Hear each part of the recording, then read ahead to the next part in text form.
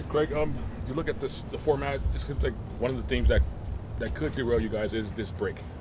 How did you guys sort of work your way through it, and how do you feel since you're coming on the other side of it? What kind of shape you guys are in going into Sunday?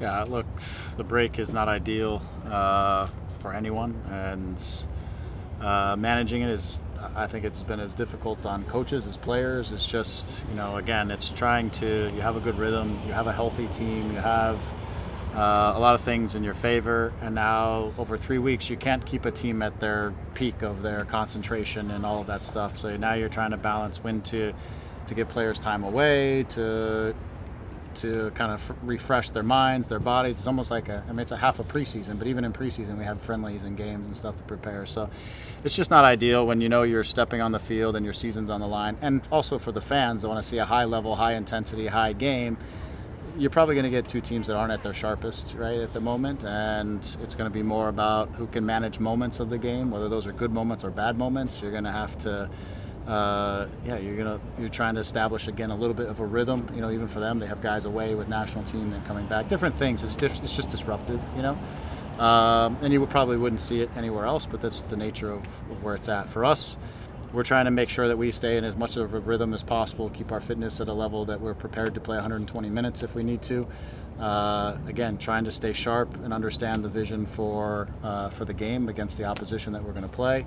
And again, trying to keep people healthy through the course of it. We had a guy who got a foot injury through it just in training, and then we're trying to recover him and make sure he's ready. So these are all things that can happen over 3 weeks that typically don't happen when you stay in a rhythm from week to week, but they can. So, but the guys are looking forward to it. I mean, they've been chomping the bit for a long time, and it's just been about managing emotions and managing, again, the mentality of the group as we work through this long break. But I know everyone's really excited to play the game. That's something we're going to have to manage at the beginning too, is just the energy and the excitement that's going to be there with our fans and coming in at home again and being smart about managing the moments in the game. Were you able to get any scrimmages, I guess, with we played internally. We have enough guys. Obviously, that we were able to play some 11v11s through the course of it. So we didn't bring anyone from the outside. The risk of bringing teams from the outside or anything is that you're putting your guys at risk against players who aren't in the same position as where your guys are, and so it's trying to find that balance. Not many teams are available at this time of year either, to be honest. So it becomes tricky. But we were able to play some 11v11s internally, and the guys got after it, and they were competitive, and they were what you can expect out of those. So Minnesota has shown to have a pretty solid defense throughout the season. How does the team prepare for this? Yeah, again, I think you're right. They're super committed. 11 guys on the defensive side. They usually have a back five that is pretty consistently there. They'll be aggressive in certain moments, but you're going to have to break down a line of five, which is not easy to do. And then they have 5 guys in front of them that are pretty active and are looking to get pressure to the ball, but they'll stay compact. So again, for us, it's how we manage the ball, especially coming off of a break, and how we can try to create the right movements at the right times to not just end up in front of their back five, but to get behind, to get in front of the goal, to give ourselves chances. It's all right. It's a formula. It's always a challenge, but it's about being patient at the right times and then being aggressive when the opportunities present themselves to be aggressive, and then execute at speed, and then making sure, again, because of the nature of how they also defend, they're a good team in transition. It's being able to manage the transition moments, and they're also a good team in possession. So we've got to be able to, when we don't have the ball, we've got to be able to defend and stay connected together as a group, and manage those situations well, and see what we can get also out of transition. So the game is the game, but they are a stingy defensive unit and athletic, good size, and also just very organized. So facing Minnesota on Sunday, especially knowing that Alex has been unbeaten at home, does it give you like extra confidence or comfort to the team, knowing that this could be the last, depends on the results, could be the last home game, and having the supporters? Well, I think the most important thing is we're excited to have the energy that's going to be in our favor and be in our home field and sleep in our beds and prepare in our way. I think we would be mistaken if we think that that's going to give us the sharpness that we need or the things that we are expecting or a win just because we're at home. I think we have to recognize that we're going to take that energy, we're going to use it, we're going to bring our fans into the game, and they're going to help us the best we can. But we've got a very difficult opposition in front of us that we have to make good decisions. But we're certainly much happier being at home in front of our fans where we've had success through the year. But this is a one-off game in a unique situation of which you have 3 weeks to prepare. And we're going to have to, again, just execute and understand that the challenge is going to be in front of us, and it could be for 90 minutes, it could be for 120 minutes. Who knows? And we've got to make sure we execute over however long that is. We've got to execute, play in and play out, and that's going to be our challenge on the day. But we're excited to be at home. For sure, we're excited to be home, and we have a lot of confidence at home. But we've got a lot of work that we've got to do on Saturday or Sunday to come away with a result. As you look at, anybody else? Go ahead. As you look at how you guys handled the Colorado series with Ricky, what's scoring 9 goals in that series, is that the best that front has played this season? Yeah, I think at times. I mean, I think the what we saw in that game was not just really good attacking stuff, but our expected goals in that game was .09 in the first game, which is virtually zero. And I think it was like .59 in the second game, which is still well below 1. So over the course of the 2 matches, because we were good with the ball, because we managed transitions, we defended set pieces well, though we didn't have to defend a ton of them. We protected our goal well. We defended really well. And I think because we defended well, it also set up some of the transitions you saw late in games that were able to give us the go-away goals. There was probably, maybe 3 or 4 goals over that series that were just us breaking out of recovering balls, having space to transition. And Ricky in space is so dangerous. Obviously, Joe and Gabe and Dayon and those guys have space. They become very dangerous as well. So I thought we managed the series very well with the ball and without the ball. And we got the goals in very important times to see the series out. But I think at home was really dominating performance, and on the road I thought it was just a really mature performance in which, again, we were protecting a lead late, and then we managed to open it up with a few more goals to create separation. But those were pretty late, and I thought the defensive side helped us to manage that game as well. So I just thought it all around was a good, solid performance, and we're going to have a very difficult task with this one coming up. So by far this has been the best season for you as a coach since you joined the Galaxy. So bringing the team to the first places where they historically has been the Galaxy position. For you, getting to the final of the conference, it will be like a goal achieved, or do you really think about to make it to the MLS Cup? No, for me, it's about MLS Cup always, every year. And every year has different challenges. Each season has had different challenges. I could walk you through them for an hour or more if you want. But this season, in fairness to our group, we hit the ground running. We got our team together pretty quickly at the beginning. We have a good complement of players that complement each other in a really good way, that fit in our style of play. And I felt like we were able to find consistency over the course of the season, which is what you really want in the season. A low-hanging fruit for us was making our stadium a fortress and where we were going to take points. We were able to do that this year, which has always been a staple of the Galaxy, is winning at home. And I think this year we were able to reestablish that as a priority and something that we executed upon. But anytime we had bad moments or bad games or bad halves, we always responded as a group in the next half or the next game. I think we're like plus 30 something in second halves, right? Goal differential. That means if we had a bad first half or we got to the second half, we made adjustments, we recognized the game, and we were able to exploit the second half and win the game. If we had a bad game, we never lost 2 games in a row. We won the next game. So again, this group's ability to respond to moments also has allowed us to have a very positive season. And it's a great group of guys who, again, like I said, they complement each other, they play together well, and the goal is MLS Cup win it. We want to be the group that is put the 6th trophy here and starts that legacy again, because the legacy of the first 5 was 10 years ago plus, and this group wants to be the legacy for the future. And so that's it. I mean, I think we've proven that we've turned the corner, but the standard always here is about winning championships, and that's what it's always going to be about. Let's transition to Zoom. Let's go ahead with Josh to start. Hey, Greg, thanks for talking to us. Appreciate it. Wanted to know if you could give us an injury update. You mentioned somebody had a foot injury in there, and that they're Yeah. better, or are you managing that? No, everybody's good. They're back in. The foot injury was back in full today and fine, so no issue. Just missed a couple days of training, but everyone's healthy and everyone's available. And then, yeah, I think you sort of mentioned it certainly at the start, but looking at the 3-week break, I mean, I guess you could look on the positive side and said, hey, it gave you a chance really to get some guys back that maybe they weren't 100%, maybe they're feeling better. Minnesota has the same thing that you guys are feeling. Are you feeling confident that you guys managed your way through this?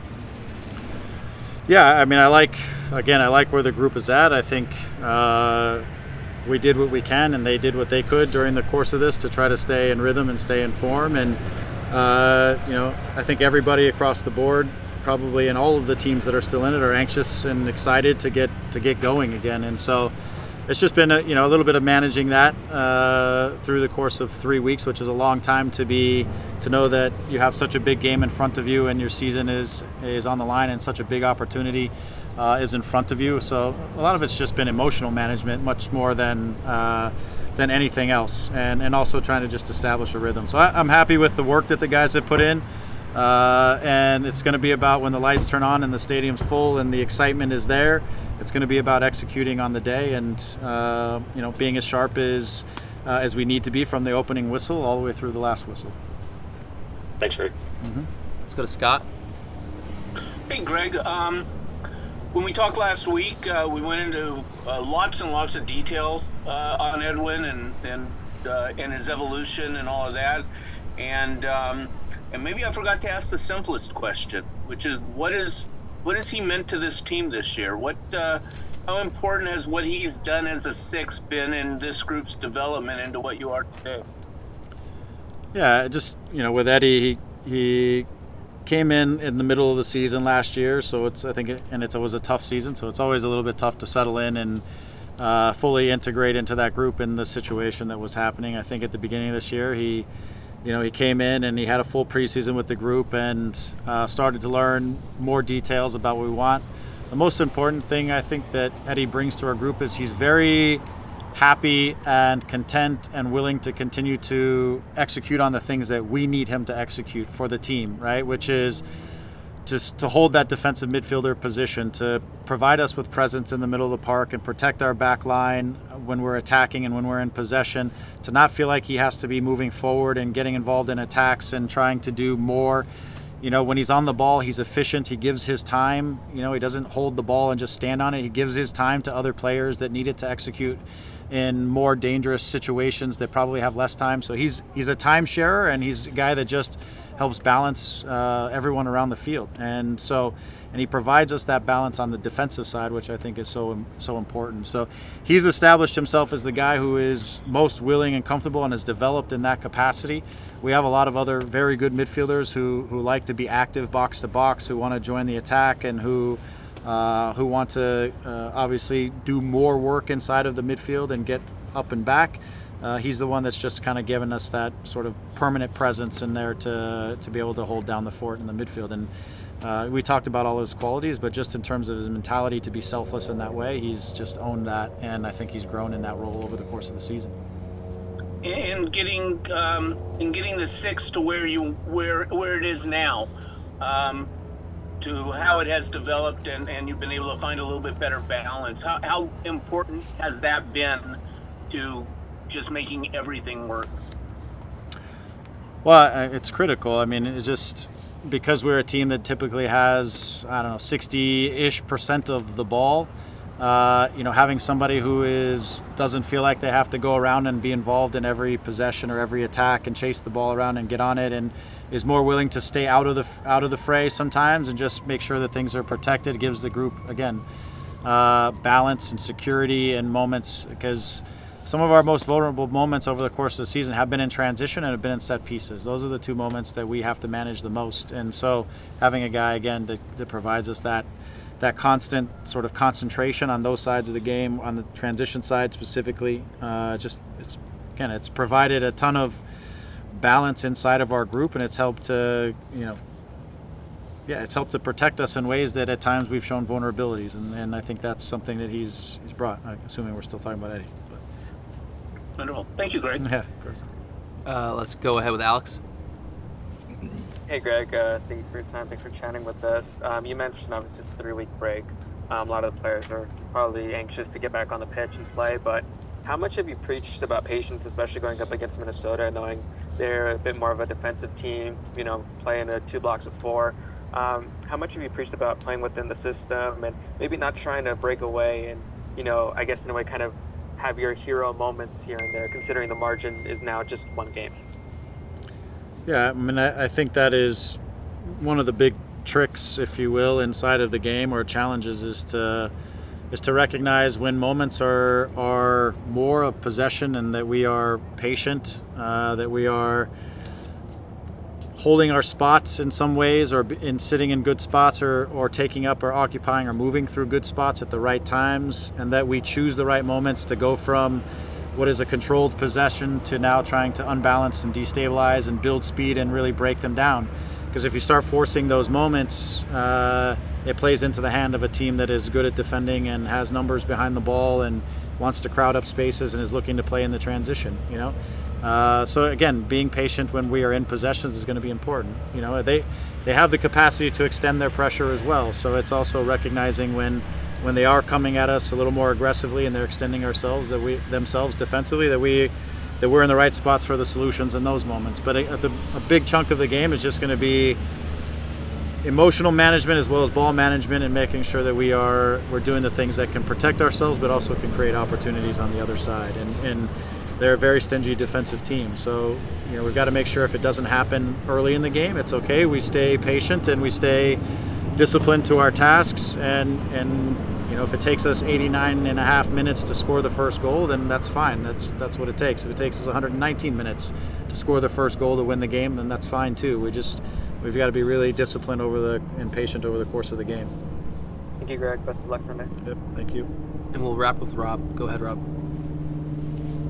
Hey, Greg, thanks so much. To kind of piggyback on what Alex was saying or asking about tactically, say you guys do get into the 89th and 90th minute and it's still all level. How important is the experience and the quality of a player like a Marco Royce in those moments to come on and get this team over the line?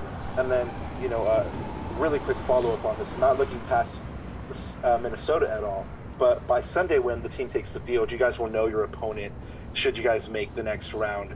Does that weigh on the team at all? Is that part of the consideration or on your minds at all? Thank you.